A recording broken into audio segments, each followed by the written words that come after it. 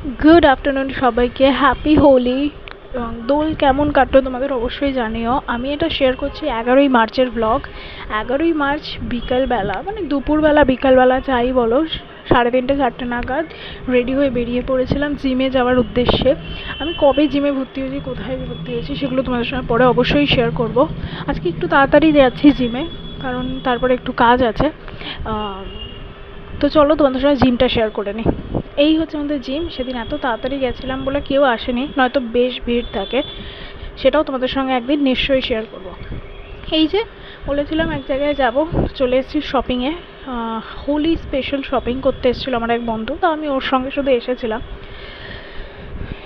Shopping topping এই যে দেখো করে, শপিং টপিং করে এবার বাড়ি যাব। মেন্স কালেকশন দেখে বুঝতেই পারছো। তো এইবার বাড়ির পথে রওনা দিলাম, প্রায় সন্ধে হয়ে গেছে। টাটা, চলো বাই।